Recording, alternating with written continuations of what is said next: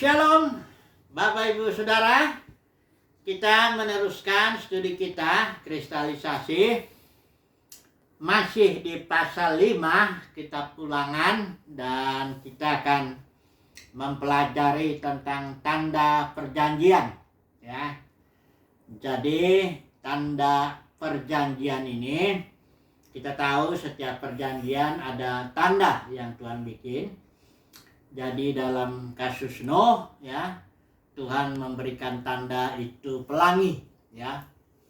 Kemudian ketika dengan Abraham diberikan tanda, ya, Kejadian 17 ayat 11 itu adalah sunat. Istilah Ibrani tanda itu ot, ya, a sign, tanda, ya. Kemudian yang dengan Israel, Tuhan juga membuat suatu tanda, ya. Kalau kita lihat di sini Keluaran 31 ayat 13, ya, saya bacakan versi ILT. Di sini ada juga muncul istilah Ibrani ot yang berarti tanda, ya. Ayat 13 saya bacakan.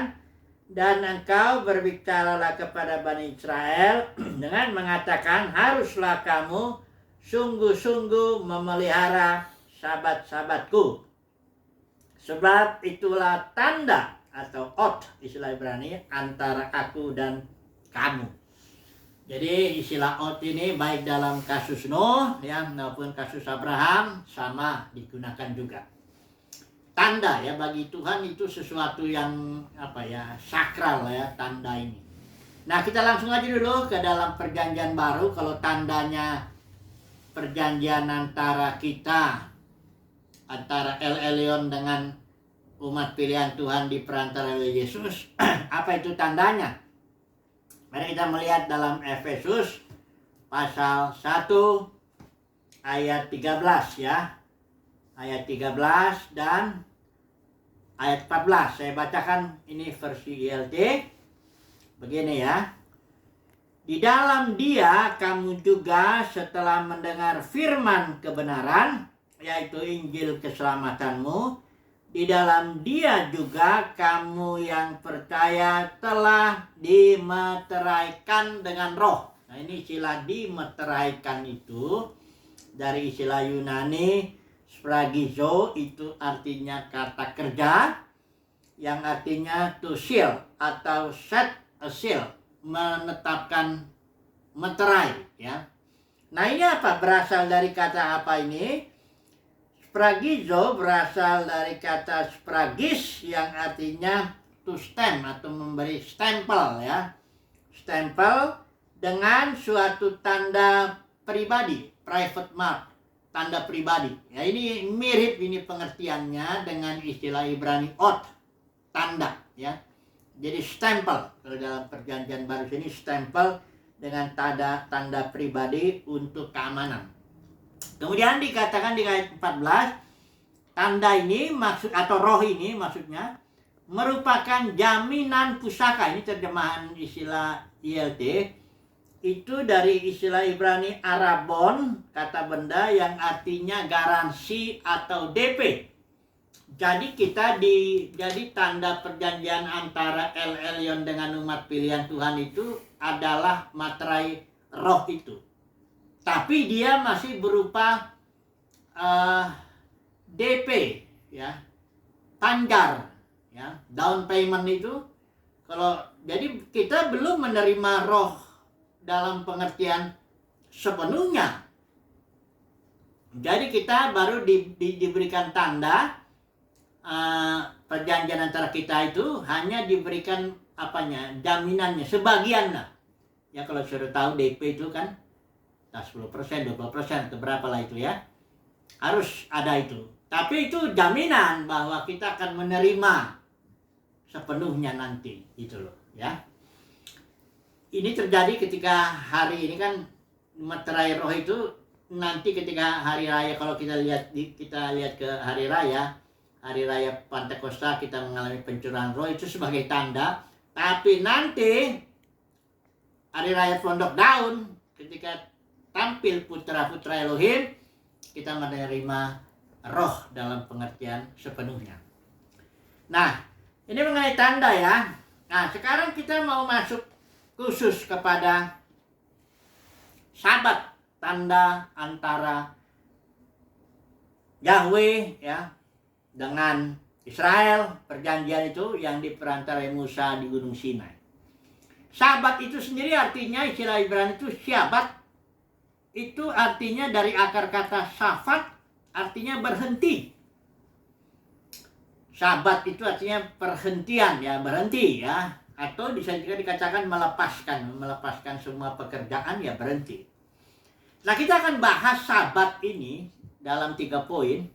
Pertama, sabat dalam pemahaman dalam ciptaan itu, Kejadian pasal 1 maupun dalam Keluaran itu.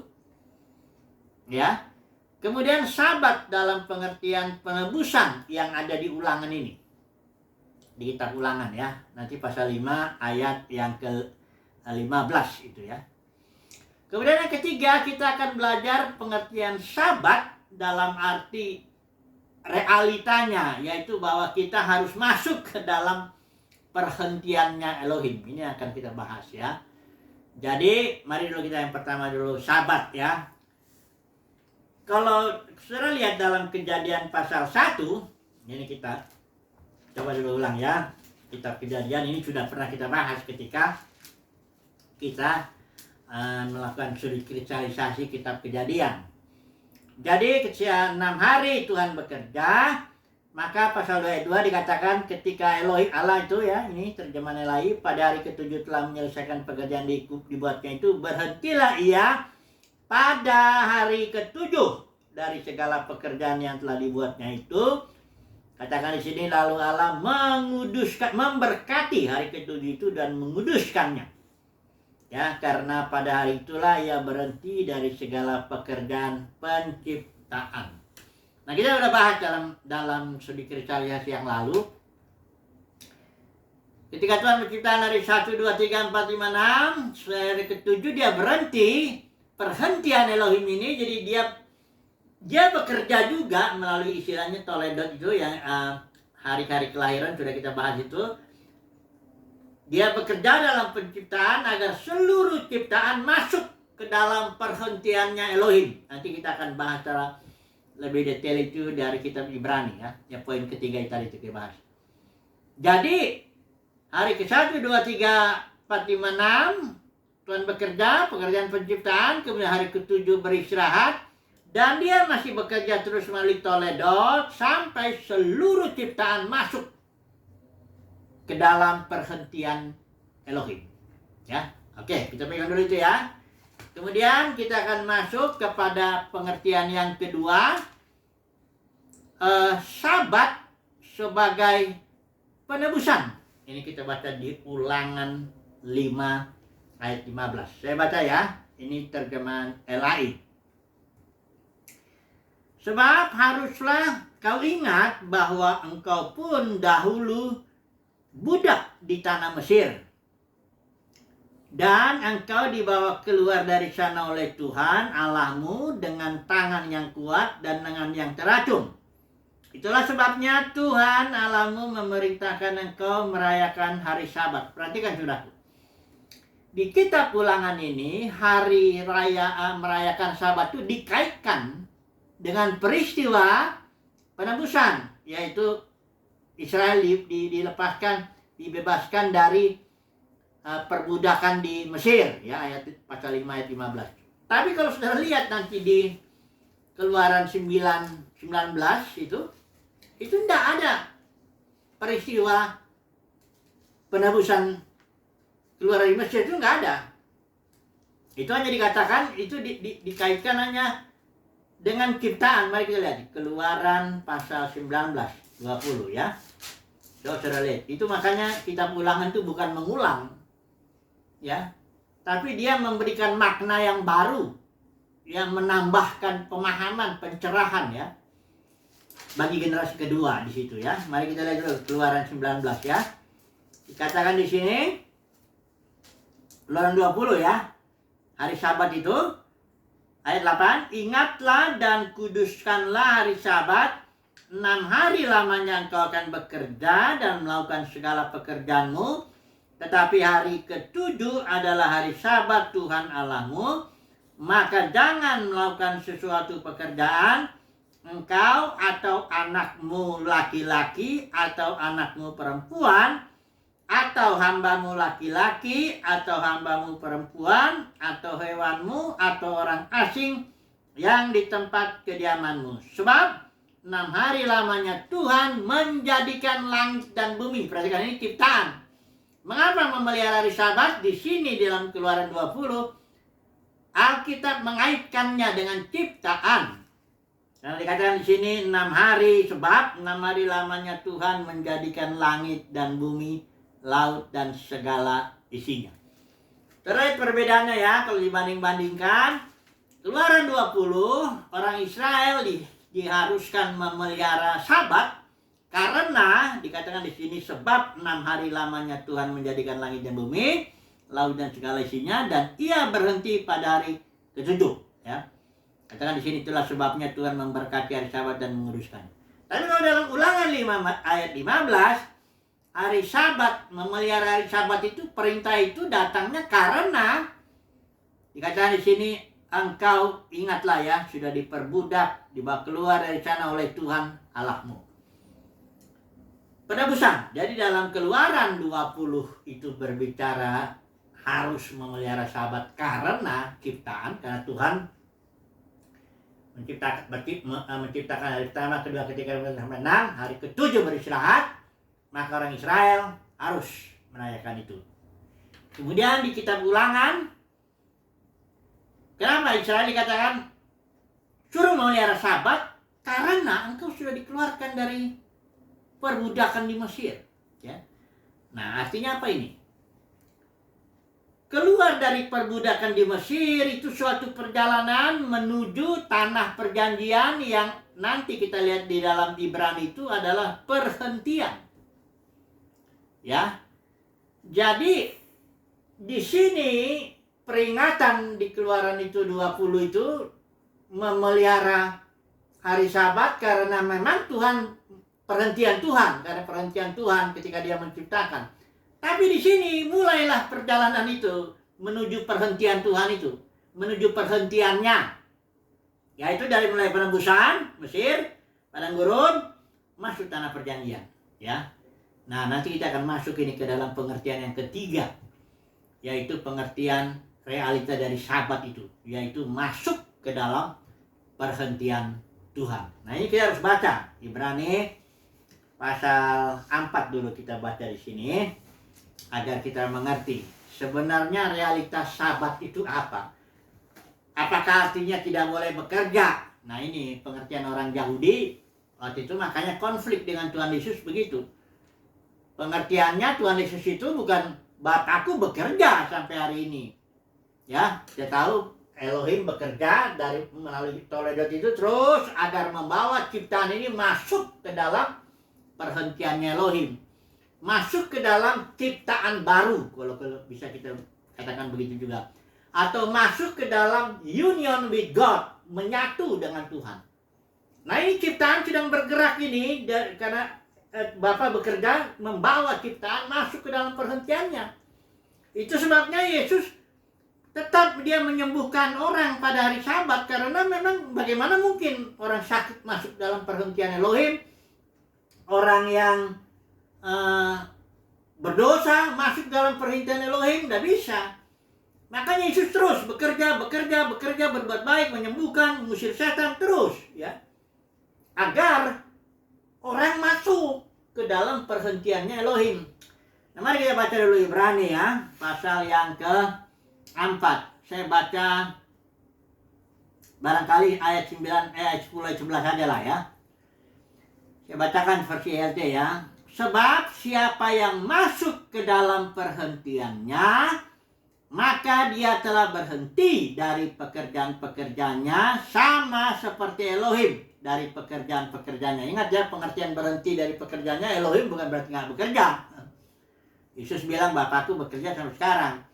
Masuk dalam perhentian ini tidak bekerja seperti Elohim ini artinya kita menyatu lah bersama dengan Elohim, masuk ke dalam ciptaan yang baru.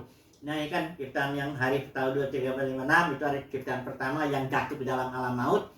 Kemudian Elohim bekerja sampai nanti ciptaan ini masuk ke dalam ciptaan baru.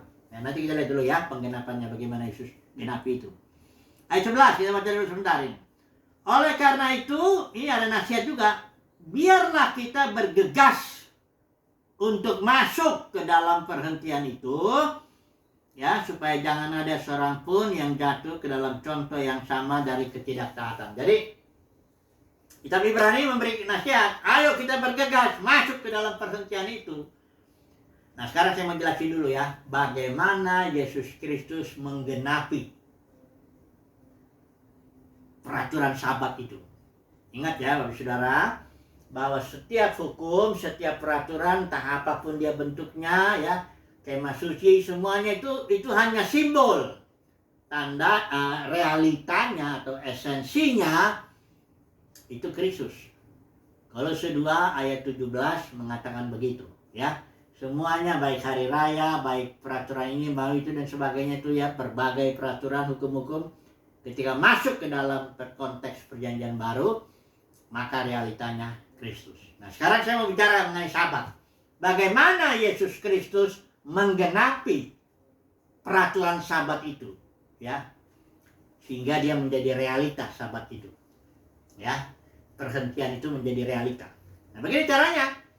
Penggenapan itu selalu Yesus itu ingat, dia datang bukan merombak Taurat, tapi dia menggenapinya dengan cara dia mati di kayu salib, dan dia sepanjang Sabat itu diam di dalam alam kubur itu ya.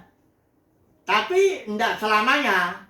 Kemudian pada hari pertama minggu itu, disitulah dia bangkit, memulai suatu permulaan baru. Itulah perhentian sebenarnya, ciptaan baru.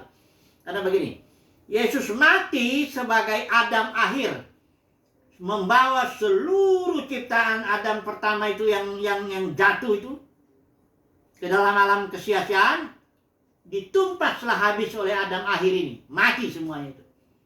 Kemudian Yesus bangkit sebagai manusia kedua, ciptaan baru. Itu makanya di kitab Wahyu itu dibilang Yesus permulaan ciptaan Elohim. Bukan Yesus dicipta, tapi dia permulaan ciptaan baru. Dengan kebangkitannya, maka ada benih hayat atau benih ciptaan baru itu disebar kepada muridnya. Waktu Yesus di Yohanes ketika dia bangkit, dia menghembuskan Roh Kudus. Bukan di hari Pentakosta ini ya. Ini ketika Yesus bangkit, dia hembuskan roh. Itu adalah roh pemberi hayat, life-giving spirit yang membuat murid-muridnya memulai kehidupan baru. Di dalam surat Petrus juga dibilang kita mendapat hayat yang baru itu berdasarkan kebangkitan Yesus. Jadi ketika Yesus bangkit, dia memulai perhentian, yaitu ciptaan baru. Karena kita yang hidup nanti di alam ciptaan baru, kita itu berada dalam kondisi perhentian Elohim. Orang Israel dinasihatkan ya, kalau dalam Israel itu dalam simbolnya dari Mesir ya, penebusan berjalan padang gurun, harus masuk ke tanah perjanjian itu, masuk ke dalam perhentian Elohim. Tapi masalahnya kan Israel banyak yang gagal ya. Nah, jadi itu simbolnya ya. Nah, realitanya kita di sini yang ketika Yesus mati bangkit, dia menghembuskan rohnya ke dalam kita, kita mendapatkan hidup baru. Itulah permulaan kita. Kita harus bertumbuh dari iman kepada iman, ya. Itu ada istilah Yunaninya itu apa? Ekpisteon, eis pistis.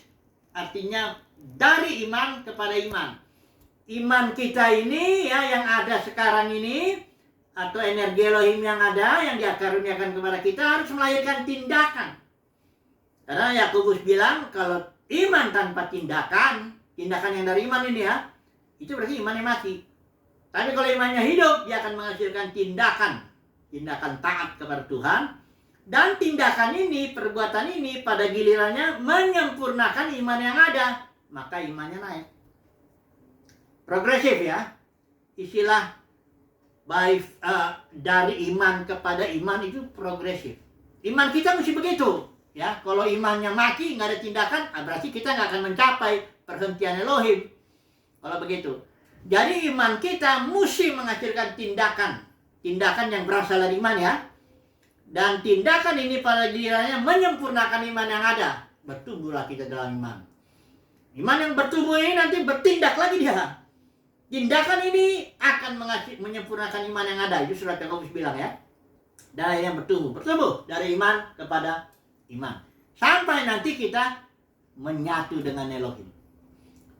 Masuk ke dalam perhentian Elohim dalam pengertian sepenuhnya. Itulah dia kita mengalami atau merayakan Sabat ya, merayakan perhentian Elohim itu dalam realita. Bukan dalam orang Israel itu hanya simbol aja, dia nggak boleh kerja hari ke-7. Ya.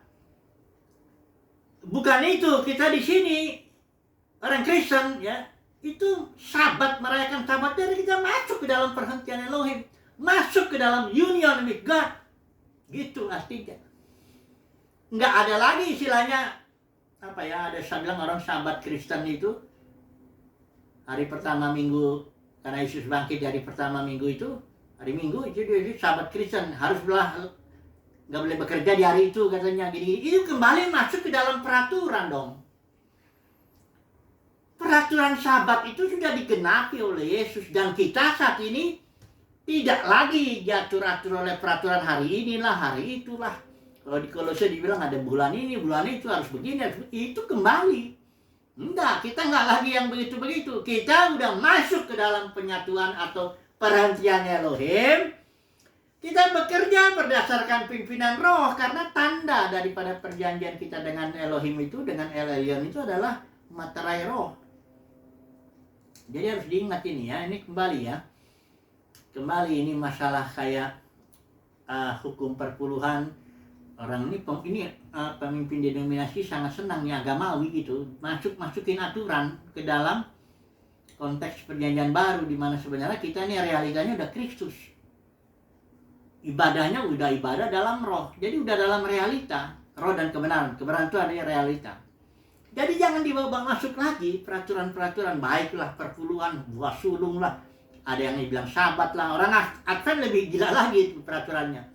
Masuk semua peraturan-peraturan perjanjian lama itu. Jadi, saudaraku, kita harus mengerti seluruh perjanjian lama, baik hari rayanya, baik kemah sucinya, baik itu korban-korbannya, apa semua digenapi oleh Yesus ketika Yesus mati bangkit. Dan kita, karena tanda perjanjian kita juga materai roh, ya udah kita hidup dalam roh. Ikuti pimpinan roh. Udah nggak ada lagi aturan. Aturannya apa? Ya hukum roh. Bukan nggak ada aturan dalam arti hidup sembarangan. Bukan. Nggak ada aturan perjanjian lama. Tapi udah digenapi semua ini. Jadi aturannya apa? Aturan roh. Sebagaimana roh memimpinnya, begitulah. Sebagai ibu rumah tangga, bapak rumah tangga, bekerja bisnis, atau pelayanan ini, itu semuanya diatur roh. Makanya gereja mula-mula itu udah hidup oleh roh aja. Ya, enggak ada aturan ritual harus begini, harus begitu. Mereka spontan aja, hidup dalam roh spontan. Berdoanya spontan. Bikin KKR tuh Petrus itu enggak ada kepanitianya. Waktu dia Petrus itu nyembuhin orang sakit itu, toto kumpul berapa ribu orang itu. Akhirnya dia tambah bertobat jadi 5.000 tambah jumlahnya itu. Alamiah aja. Ya, hidup dalam roh aja. Ya, nggak ada aturan. Jadi ini pemimpin agamawi ini ya, para pemimpin denominasi itu bikin banyak peraturan, membawa kembali umat Tuhan ke dalam perbudakan Mesir. Oh, udah ditebus kok, dibebasin supaya masuk perhentian Elohim, dibawa lagi. Ya bagaimana mau masuk perhentian Elohim? Orang diperbudak lagi dengan peraturan-peraturan. Mesti hari ini, hari itu, mesti begini, begitu. Semoga lah ya. Tentu ya umat pilihan Tuhan tuh, enggak lah. Umat pilihan, saya yakin, umat pilihan Tuhan tuh di dalamnya ada pengurapan. Dia dibebaskan dari segala peraturan-peraturan agamawi ya. Dia sudah berjalan dalam proses masuk ke dalam perhentian Elohim. Masuk dalam penyatuan dengan Elohim. Satu roh dengan Elohim. Oke lah, jadi kesimpulannya bagaimana ini Sabat ini ya. Sabat negara Israel itu peraturan memang.